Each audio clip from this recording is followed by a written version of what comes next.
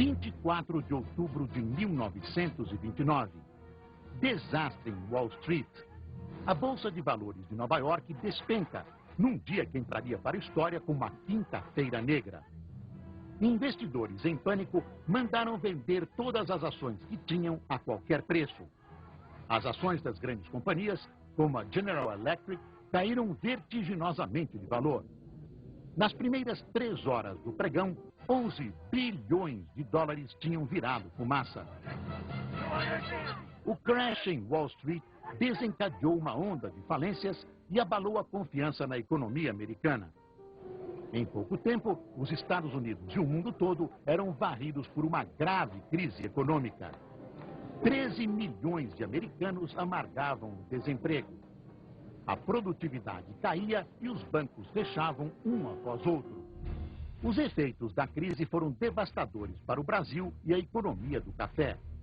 Os preços já estavam em queda no mercado internacional e as exportações começaram a diminuir. O governo brasileiro fez estoques e chegou a queimar café para sustentar os preços. Sem sucesso. Em 1931, a queima de 3 milhões de saca anunciava o fim da era no Brasil, a era do Rei Café. Como vocês acabaram de assistir um trecho da testemunha da história, a Quinta-feira Negra marcou a quebra da Bolsa de Nova York. Fato este que afetou o mundo inteiro, inclusive aqui no Brasil. Ressalto que, no governo de Washington Luiz, a crise de 29 veio acarretar a crise do café. Por quê? Porque Estados Unidos e países europeus voltavam-se para a reestruturação de suas economias, enquanto que o Brasil necessitava vender café para eles. Com isso, a demanda de café a ser vendida foi menor. Os cafeicultores gritaram.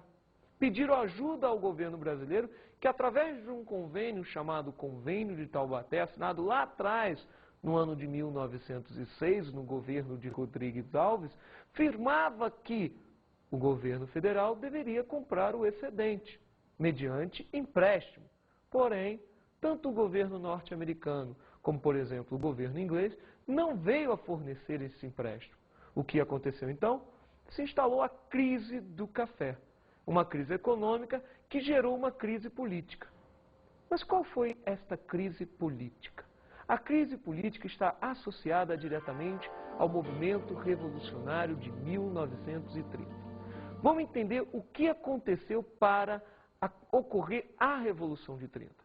Simplesmente, o Washington Luiz, representante da oligarquia paulista, tinha que nomear um mineiro, para a sucessão. E ele não faz isso. Ele simplesmente vem a nomear um paulista, chamado Júlio Prestes. Cuidado, não é Luiz Carlos Prestes, não tem nada a ver com o Júlio Prestes. Preste atenção, são duas pessoas totalmente diferentes. O Júlio Prestes vem como candidato da oligarquia paulista.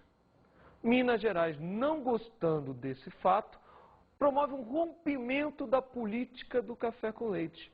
Minas Gerais vai se unir com a Paraíba e o Rio Grande do Sul, duas outras forças políticas no cenário brasileiro, e formar a chamada Aliança Liberal, AL, que vem com promessa de evitar as fraudes eleitorais, simplesmente criar eleições diretas secretas, criar um tribunal para simplesmente analisar, julgar casos ligados às eleições. A Aliança Liberal vem com um candidato pouco famoso para a época, chamado Getúlio Vargas. De um lado, Júlio Prestes, da oligarquia paulista. Do outro, Getúlio Vargas, da Aliança Liberal. Júlio Prestes vence, fraudulentamente, é óbvio.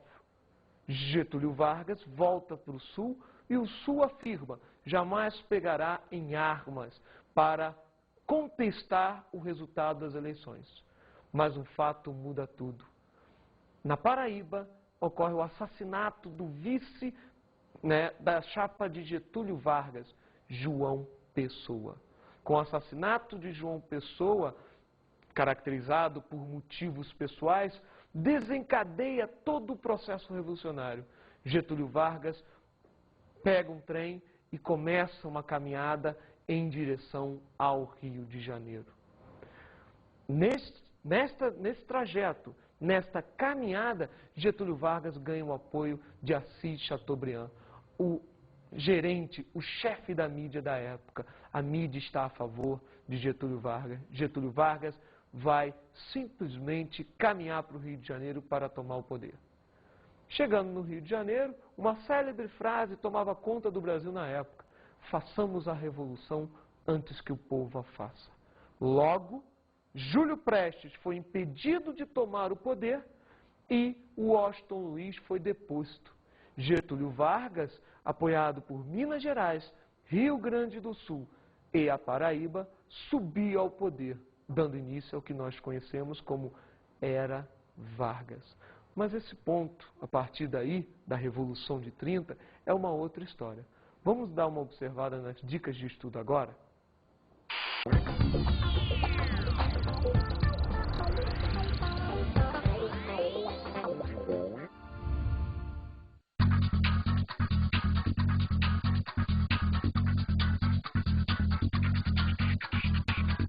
A dica de estudo hoje é bem simples.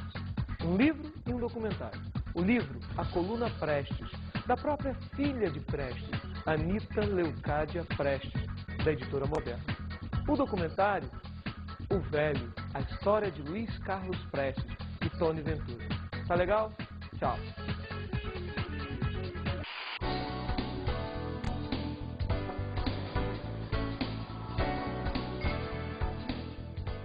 Na aula de hoje estudamos os anos 20. Falamos sobre o tenentismo e a coluna Prestes. O movimento tenentista figurou no ano de 22, no levante do Forte de Copacabana, e na união da Revolução Gaúcha e Paulista, que deu origem à famosa coluna Prestes de Luiz Carlos Prestes. Conhecemos o movimento operário. O movimento operário se dividiu em duas partes. Na década de 10, liderado pelos anarquistas. Na década de 20, liderado pelos socialistas. Observamos a Semana da Arte Moderna. O movimento da Semana de Arte Moderna de 22 teve como principais atores Anita Malfatti, Mário de Andrade, Oswald de Andrade, entre outros, idealizando o espírito de brasilidade. E aprendemos sobre a Revolução de 1930.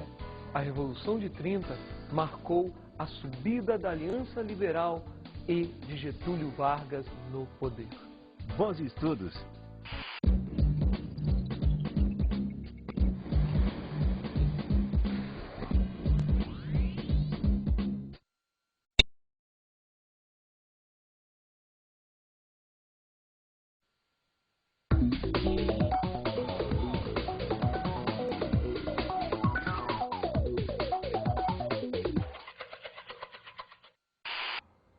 Olá, professor. Tudo bom? A dica de hoje é bem simples. Faça com a turma o seguinte: apresente uma discussão entre os dois pensamentos vigentes na aula, o pensamento anarquista e o pensamento socialista. Uma outra dica legal é que você realize dentro de sua própria sala de aula uma semana de arte moderna, levando ao conhecimento do aluno a música da época, os textos da época, a pintura da época. Tá legal? Tchau pra você.